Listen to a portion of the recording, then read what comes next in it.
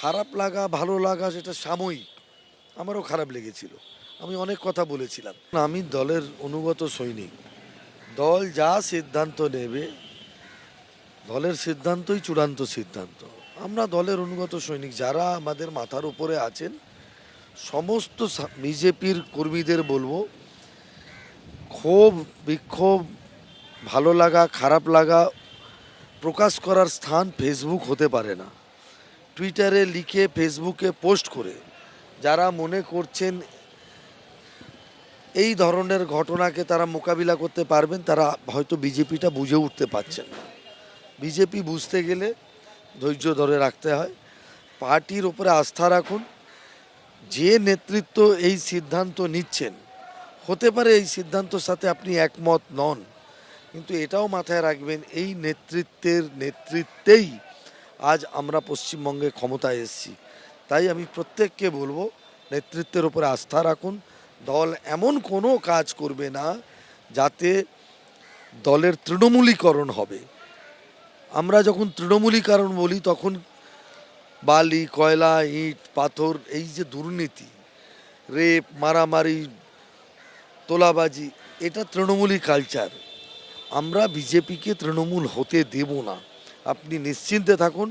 আপনার মাধ্যমে পশ্চিমবঙ্গের সমস্ত কর্মীরা যারা 29 তারিখ এবং 23 তারিখ বুথের রক্ত ঘাম ঝরিয়েছেন, তারাই আসল বিজেপি। বাকি কেন্দ্রীয় সরকার, কেন্দ্রীয় পার্টির অনেক সিদ্ধান্ত থাকে যেটা সুদূর প্রসারী হয়। আজকের দিনে হয়তো সেটাতে কর্মীরা বুঝে উঠতে পারছেন না বা কারো খারাপ লাগতে পারে, কিন্তু দলের উপরে আস্থা রাখুন। কেন্দ্রীয় নেতৃত্ব এমন কোনো কাজ করবে না যেটা দলের বিরুদ্ধে যাবে। সুস্মিতা দেব, সুখেন্দু শেখর রায়, প্রকাশজিৎ বড়াইক যখন জয়েন করেন তখন তো এই প্রশ্ন ওঠে যে এরা কি তাহলে কোট আনকোট ভালো তৃণমূল ছিল, তাই আপনারা ওয়েলকাম জানালেন, এবং দরজা তো বন্ধ ছিল 3 মাসের জন্য। আপনাদের প্রেসিডেন্ট আপনারাও বারবার করে বলেছেন যে এই মুহূর্তে যোগদান নয়, তাহলে এটা কেন? ভারতীয় জনতা পার্টি একটি সর্বভারতীয় পার্টি। যারা যোগদান করেছেন তারা কোনো ক্রিমিনাল নন। 1 নম্বর বিষয়, তাদের ওপরে কোনো তোলাবাজির কেস নেই। এই 3 জনের ওপরে কোনো মার্ডার কেস, কোনো রেপ কেস, কোনো 2 নম্বরই কোনো ধরনের কোনো কেস নেই। সব খতিয়ে কেন্দ্রের পার্টির মনে হয়েছে এদের যোগদান করানো উচিত, তাদের নির্দেশে দল জয়েন করিয়েছে। আমি আবারও বলছি, পার্টির কোনো কর্মীর যদি মনে হয়ে থাকে কিছু ভুল হচ্ছে, দলের বিভিন্ন প্ল্যাটফর্ম আছে, তারা কথা বলতে পারেন। সমাজ মাধ্যমে নিজেদের উষ্মা প্রকাশ করে বিজেপিতে কোনো সিদ্ধান্ত বদল হয় না। আমার থেকে ভালো এটা কেউ বুঝবে না। কোথাও একটা পুরনো কর্মী হিসেবে আপনার কথাতে তো অনেক ইঙ্গিত পাচ্ছি, অভিমান বা খারাপ লাগা কি কাজ করছে না? কারণ আমার কিছুদিন আগেও তরুণজ্যোতির সাথে কথা হয়েছিল, তরুণজ্যোতি বলেছিল যে না, কোর বিজেপির লোকজনই রাজ্যসভায় যেতে চলেছে, কিন্তু তা তো হলো না। দেখুন, এই পদটা ভ্যাকেন্ট ছিল না।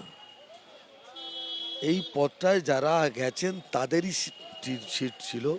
তারা তাদের দল ত্যাগ করে তারা তো চলে আসতে পারতেন। পশ্চিমবঙ্গে তৃণমূল কংগ্রেস যে রাজনৈতিক নিদর্শন রেখে গেছিল, আমরাও চাইলে স্পিকারকে বলে দিতাম ওরা ভেতরে বিজেপি করতো আর তারা থাকতো।